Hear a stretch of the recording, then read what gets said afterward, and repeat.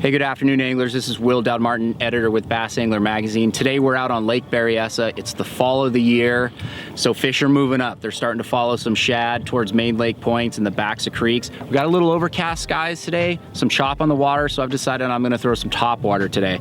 I'm gonna go ahead and use the brand new Serrano rod from Okuma. This is a 7-foot 3-inch heavy action rod. It's got plenty of backbone to throw some heavier topwater baits, but it's got a soft enough tip that you can really work it if you're walking the dog especially. I'm throwing it on the new 200 series Okuma Komodo high-speed reel. This is a 7-to-1 gear ratio reel. And I've also got it on floating line, of course. This is the brand new soft steel covert camo braided line. Okay, so again, we've got a main lake point here with some overcast skies and some chop on the water. So my bait of choice in this particular situation is gonna be a bone colored in this situation, walking pencil style bait, but it's also got a cupped lip, so it's gonna spit a little bit. With the chop on the water, it'll create a little bit more commotion. Now, if it were dead calm, I might wanna go with something like a popper, something that spits more than walks, and is usually a little bit smaller in profile. But again, with the chop on the water, it's gonna hide this bait a little bit better, so fish are gonna hopefully come up, track it, and blow up on it.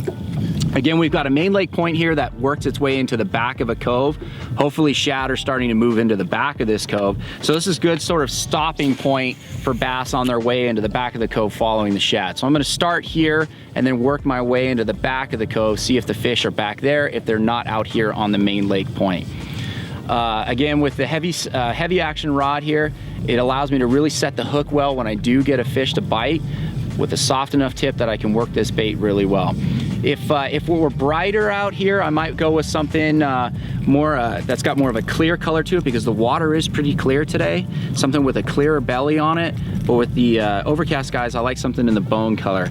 If it were really dark, like first thing in the morning or first thing in the afternoon, I'd probably go with something that's darker. It's got a darker profile so the fish can track it a little bit better. It all kind of depends on the conditions, and you got to kind of play around and see what the fish are going to want on that particular day during those particular conditions. So I'm going to give this a shot here first and see if I can get some fish to blow up on it.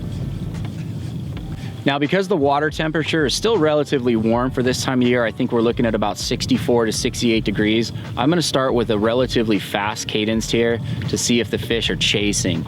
If I can't get anything on a faster walk the dog cadence, I might slow down, make it a little bit more inconsistent. Sometimes smallmouth and spotted bass prefer a sort of stop and go retrieve, something a little bit more erratic. You really got to let the fish tell you what they want. I know you hear that a lot, but it happens to be true. Their mood changes like the weather.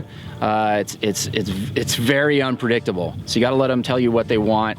In this case, again, I'm going to start with a faster walk the dog retrieve, and then I'll probably slow it down to a more erratic retrieve if I don't get anything on a faster retrieve. All right, so I hope these topwater tips help you the next time you're out there, you see some fish blowing up on the surface. Give it a shot. It's a very exciting way to fish. For more information, check out okumafishingusa.com.